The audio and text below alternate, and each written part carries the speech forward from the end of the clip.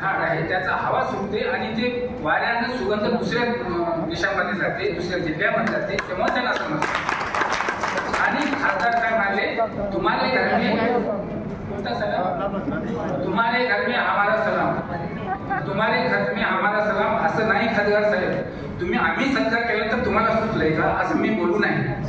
पण तुम्हारे घर में हमारा सलाम नाही, आमचा सलाम झाल्यामुळं दुसऱ्यांनी नोंद घेतल्यामुळे सूर्यकांत पाटलांनी भारत सरकारवर राज्यमंत्री पद मिळालं तर बाई किती मोठी आहे. आणि इथं असं तर नाही. निर्मल कुमार सोनवंशी गावातल्या माणसाला समजत नाही, कोणाचंही असो, त्या जिथं विकतं तिथं विकत नाही. तो दोष त्यांचाही नाही, परंपराच आहे. पण असं नाही.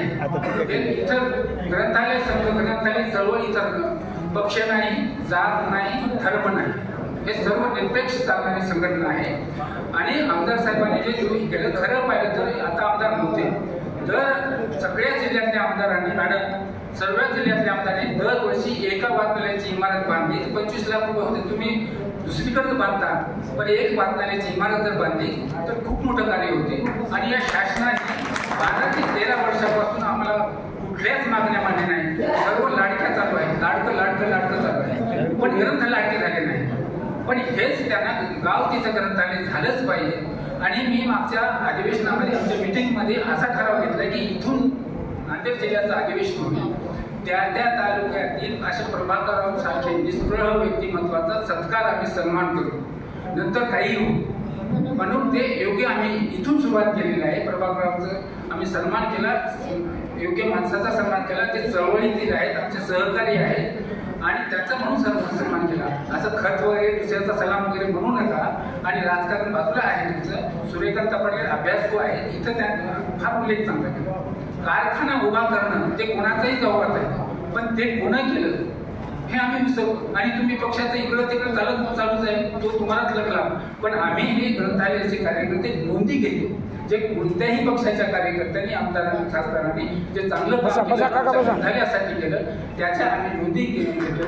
आणि ह्या खरं पाहिजे अभ्यास आमच्या हातात सूर्यकांत पाटलाच्या माध्यमातूनच लाभलेला आहे, हे आम्ही विसरणार नाही. हे राजकारण कुणीकडेही जाऊ, पण आम्हाला जे जे व्यक्तिमत्व चांगले दिसते आम्ही त्यांचा सन्मान करू. प्रभाकररावने आमचा सन्मान स्वीकारला.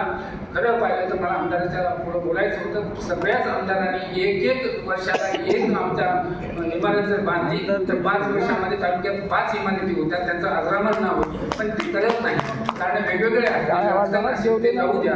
पण सूर्यकांत मॅडम आहेत आणि मुख्यमंत्री साहेब आहेत, हे आमचे प्रश्न राजाच्या, आता त्यांचे प्रश्न दुसरेच आहेत राजकारणाचे, आमच्या कुठून लक्ष देईल. पण तसंच ते संतांकडे कुणी लक्ष देत नाही. हे संत ज्ञानाचं मंदिर बांधायला वेळ नाही, अनेक मंदिर उभे राहत आहेत, पण ज्ञान मंदिर उभे राहत नाही, याच्याकडे लक्ष नाही. त्यांचं शासनाने लक्ष द्यावं एवढं बोलून मी सर्व जिल्ह्यातील प्रतिनिधी, अध्यक्ष वगैरे ग्रंथालय संघाचे आलेले आहेत त्यांचं स्वागत करतो आणि थांबतो. धन्यवाद. तेव्हा केंद्रीय मंत्री होते तेव्हा त्यावेळेस त्यांनी आपल्या मनोगतामध्ये त्यांनी सांगितलं होतं की ते सुद्धा एका वाचनालयामध्ये अभ्यास करत होते. ते वाचनालय म्हणजे विचार विकास मंदिर वाचनालय, जिथं मी एकेकाळी कर्मचारी होतो. आता माझी शासनाच्या याच्यामध्ये निवड झाल्यामुळे मी तर निरीक्षक म्हणून मुंबईला सध्या कार्यरत आहे. म्हणजे सांगण्याचं तात्पर्य आहे, प्रत्येक मोठा माणूस ग्रंथालयातूनच मोठा होत असतो. त्यामुळे प्रत्येकानं आपल्या गावातील ग्रंथालय अतिशय चांगल्या पद्धतीने चालवावं. जसं गावामध्ये प्रत्येक माणूस जसा मंदिरामध्ये देवाच्या दर्शनाला जातो, त्याप्रमाणे प्रत्येक गावातील माणूस आपल्या ग्रंथालयामध्ये कसं येईल याकडे आपण लक्ष द्यायला पाहिजे. प्रत्येक माणूस वाचायला तिथं आपल्याला यायला पाहिजे. राहिला प्रश्न ग्रंथालय चळवळीमध्ये बरेच प्रश्न आहेत. तुमचे सुद्धा खूप मोठे प्रश्न आहेत. अनुदान वाढ असो, दर्जा बदल असो, नवीन मान्यता असो किंवा 40% अनुदान वाढ असो, या सर्व प्रश्न शासनाच्या विचाराधीन आहेत. एक प्रश्न शासन मार्गी लावण्याचा प्रयत्न चालू आहे. काही त्याच्यामध्ये अडचणी येत आहेत. सर्वप्रथम काही दिवसामध्ये नवीन मान्यतेचा सुद्धा प्रश्न निकाली निघू शकतात. कारण जे महाराष्ट्रामध्ये 1000 ग्रंथालय बंद पडले आहेत विविध कारणामुळे, ज्या गावामध्ये 1000 ग्रंथालय बंद पडले आहेत तिथं सुद्धा नवीन ग्रंथालयाला मान्यता देण्याची प्रोसिजर सुरू आहे. तसेच आता कुठेवर साहेब सुद्धा होते त्या मीटिंगला. माननीय मंत्री महोदय चंद्रकांत दादा यांच्या अध्यक्षतेखाली मंत्रालयामध्ये मीटिंग सुद्धा झाली. तेथे सुद्धा नवीन मान्यतेला आणि तुमच्या वर्ग बदलसाठी मंत्री महोदयांनी मंजुरी दिलेली आहे. फक्त आता फायनान्स डिपार्टमेंटची मंजुरी आणि मंत्रिमंडळाचा निर्णय ह्या 2 गोष्टी बाकी आहेत. ते झाल्यावर तुमचं नवीन मान्यता आणि वर्ग बदल सुद्धा होऊ शकतो. त्यानंतर उर्वरित 40% जो तुमचा अनुदान आहे ते मी ग्रंथालय संचालनालयाकडून त्याचा सुद्धा प्रस्ताव आम्ही शासनाला सादर केलेला आहे. त्याच्यावर सुद्धा काही दिवसात मंजुरी भेटण्याची शक्यता आहे. ते आमचा त्याबद्दल सुद्धा पाठपुरावा चालू आहे. त्याच्यामुळे तुम्ही निश्चित राहा, काळजी करू नका. कारण प्रत्येक हे शासन खूप चांगल्या प्रकारे पॉझिटिव्ह विचार घेऊन ग्रंथालयाकडे बघत आहे. त्यामुळे तुमचे सर्व प्रश्न मार्गी लागतील एवढंच मी या ठिकाणी सांगतो. त्याचप्रमाणे तुम्ही ग्रंथालय जे चालवता त्याच्यामध्ये आजकाल तो मागे एक सर्वे आलेला होता. त्या सर्वेमध्ये महाराष्ट्रामध्ये किती लोक वाचन करतात याबद्दल एक तो सर्वे आला होता. फक्त 3% लोक पेपर वाचतात. पुस्तकं त्याच्यामध्ये पुस्तकं येत नाही, फक्त 3%. हा जो टक्केवारी आहे वाचनाची, लोकांची वाचनाची कमी झालेली टक्केवारी, हे आपल्याला ते वाढवायचे. ते सर्व ग्रंथालयाच्या हातात आहे. तुम्ही वेगवेगळे उपक्रम तिथे राबवून सुद्धा हा टक्का वाढवण्यासाठी मुलाचं मदत करू शकता. आजकाल मोबाईल, सोशल मीडिया खूप ऍक्टिव्ह झालेला आहे. त्यामुळं ग्रंथालय सुद्धा त्याच्या मागे राहू नये असं मला वाटतं. कारण ग्रंथालयामध्ये जे ऍक्टिव्हिटीज तुमच्या होत आहेत, तुम्ही एक गावामध्ये तुमचा व्हॉट्सअप ग्रुप करा. त्या ग्रुपवर तुम्ही म्हणजे ग्रंथालयाच्या नावानेच तो व्हॉट्सअप ग्रुप करा. त्या ग्रुपवर तुम्ही जे काही कामं करताय, जे काही चळवळ ग्रंथालयासाठी जे काम करताय, तुमच्या कोणत्या सेवा तुम्ही ग्रंथालयामध्ये उपलब्ध करून देताय, ह्या गोष्टी सुद्धा दररोज तुम्ही त्या व्हॉट्सअप ग्रुपवर टाका. आणि त्याच्यामुळं काय होईल की एक तुमचं गावामध्ये वाचनालय चांगल्या प्रकारे चालू होईल असा संदेश जाईल. त्याचप्रमाणे रोज जेव्हा पेपर येतील, मासिक येतील, ते सुद्धा त्याचे सुद्धा तुम्ही तिथे नावं टाका. आणि तुम्ही शाळेला अप्रोच व्हा. गावामध्ये जे शाळा, प्राथमिक शाळा, माध्यमिक किंवा उच्च माध्यमिक शाळा आहे, तिथं सुद्धा तुम्ही त्याच्यामध्ये अप्रोच व्हा. त्यांना सुद्धा आपल्या ग्रंथालयामध्ये त्याच्या मुख्याध्यापकाला, तिथल्या शिक्षकांना, विद्यार्थ्यांना सुद्धा बोलवा. त्यांना मोफत पुस्तकं द्या.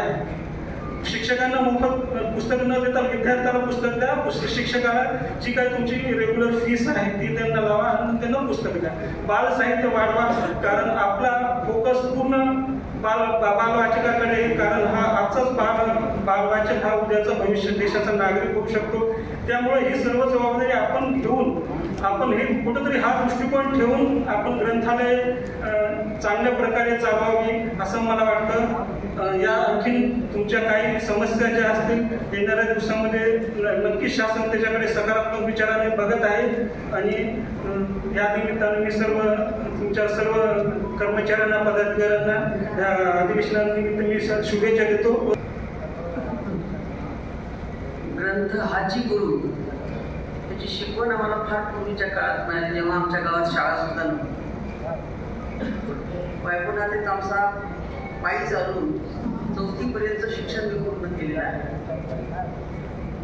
पुस्तकांची किंमत आणि पुस्तक ते त्या काळापासून आम्हाला परिचित आहे.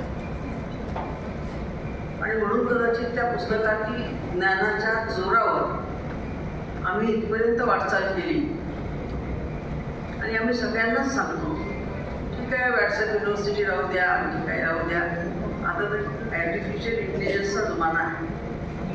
आर्टिफिशियल इंटेलिजन्समध्ये तर करता या कुठल्याच गोष्टीची गरज नाही, ते सगळं काही निर्माण करू शकतात. पण तरीसुद्धा पुस्तक हा मूळ गाभा आहे जीवनाचा. पुस्तकं तुम्ही वाचली तर तुम्ही खरंच वाचाल असं मला वाटतं. आज हे अकाली मृत्यू होत आहे, तरुण माणसं आपल्यातून निघून जात आहेत, तुमच्या खोलात नाही जाणार. तुम्हालाही सगळ्याला माहिती आहे कशामुळे जात आहे. पण त्यांनी जर पुस्तकं वाचली असती तर कदाचित ते तेवढे वाहून गेले नसते. आज कॅन्सरचं प्रमाण इतकं प्रचंड झालेलं आहे. कॅन्सरने स्त्रियांवरती आणि पुरुषांवरती समान आक्रमण केलेलं आहे. तर हा कॅन्सर होतो कशामुळे हा कुठलाही डॉक्टर हे सांगत नाही. त्याला त्याची औषधं विकायची असतात, त्याला त्याचा धंदा करायचा असतो. आणि हे ज्ञान जिथे मिळतं तिथं माणसं जात नाही. ते सगळं पटपट पटपट आपल्या त्या मोबाईलवरती, मोबाईल माझ्याही जवळ आहे पण मी फारसा हाताळत नाही. खूप नादिष्टपणा आहे. मी सबंध जगामध्ये फिरले, देशामध्ये फिरले, आता राज्यात फिरते. असा मानत आहे मोबाईल घेऊन गाडी चालवतात. मी माझ्या गाडीमध्ये प्रवासावर थक्का कापताय, बापऱ्यात एक मोठं असं गाडी चालवायला टक्कर केलं. मॅक्झिमम ऍक्सिडेंट मानेखाली मोबाईल घेऊन जे लोक गाड्या चालवतात त्यांचेच होतात. त्यामध्ये चालवणाराही मरतो, समोरचाही मरतो. काय आपल्याला लाभ आणि हानी आहे हे सुद्धा तारतम्य आता माणसाला राहिलेलं नाही. आणि हे तारतम्य येण्यासाठी तुम्हाला पुस्तकच वाचली पाहिजे. तुम्ही शाळेत जा का न जा, तुम्हाला जर वाचण्याचं ज्ञान असेल तर तुम्ही पुस्तकं वाचा, वर्तमानपत्र वाचा. वर्तमानपत्रातल्या राजकीय बातम्या वाचू नका, वर्तमानपत्रात माहिती घ्या जग कुठे चाललेलं आहे आणि आपण कुठे निघालेले आहोत. आपली उलटी यात्रा सुरू आहे. लोक पुढे निघालेले आहेत, आपण उलट्या बाजूने चाललेले आहोत. तर खूप काळजी वाटते. मी ग्रामीण भागावर प्रेम करणारी छोट्या खेड्यातली मुलगी असल्यामुळे